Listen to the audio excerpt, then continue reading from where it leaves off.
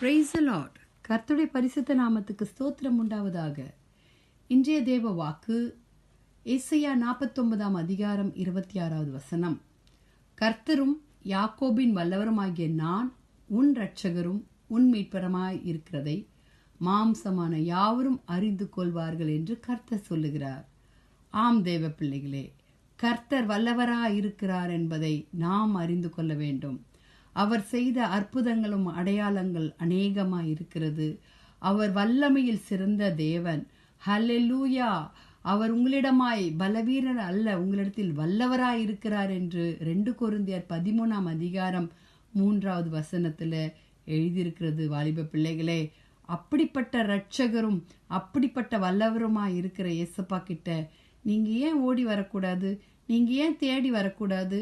அவர் உங்களுக்கு என்ன தேவை என்பதோ அப்படிப்பட்ட வல்லமுள்ள தேவன் செய்வார்.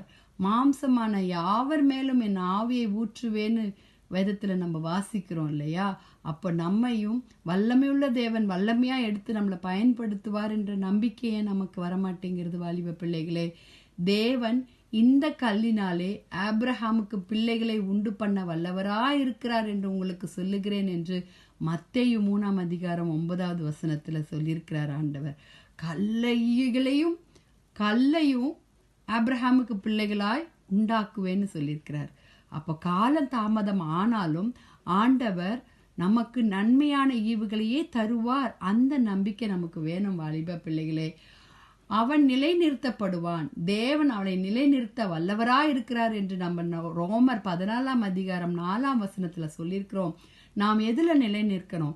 நம்ம எந்த காரியங்களை செய்கிறோமோ அந்த காரியத்துல நிலை நிற்கிறோம். அந்த காரியம் உண்மை உத்தமாய் கர்த்தருக்கு பிரியமான காரியமா இருந்தா வல்லமையான தேவன் உங்களை கொண்டு வல்லமையாய் நடத்துவார். வாலிப பிள்ளைகளே, ஆம், இயேசு கிறிஸ்து வல்லமுள்ள நித்திய பிதா என்பதை நாம் மனசார நம்ப வேணும். ஆத்துமாவை கொல்ல வல்லவராய் இல்லாமல் சரீரத்தை மாத்திரம் கொல்லுகிறவர்களுக்கு நீங்கள் பயப்பட வேண்டாம். ஆத்துமாவையும் சரீரத்தையும் நரகத்திலே அழிக்க வல்லவருக்கே பயப்படுங்கள். ஆம் வாலிப பிள்ளைகளே, நன்மை தீமை என்ன என்பது நாம் அறிஞ்சு அதன்படி நடக்கணும். நம்ம ஆத்துமா நரகத்துக்கு போகக்கூடாது. நம்ம நரகத்துக்கு சத்துரு நம்மள பிசாசு கொண்டு போகுவான். அதிலிருந்து விடுவிக்க கர்த்தராகிய இயேசு ஒருவர் தான் நமக்கு வல்லவரா இருக்கிறார். வாலிப பிள்ளைகளே, ஜெபிக்கலாமா? அப்படிப்பட்ட வல்லவராகிய இயேசு கிறிஸ்துவை நீங்க நம்புறீங்களா? ஏசப்பா கிட்ட கேளுங்க. மீட்பரே, என் வல்லவரே, என் இரட்சகரே, என்னை மீட்டு கொள்ளுங்கன்னு கேட்கலாமா?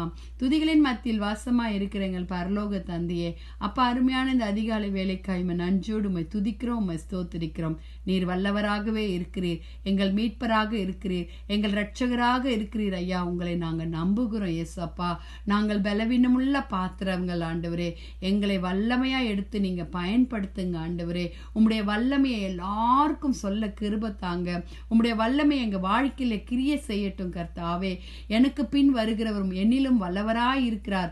அவருடைய பாத ரட்சையை சுமத்திருக்கிற நான் பாத்திரன் அல்ல.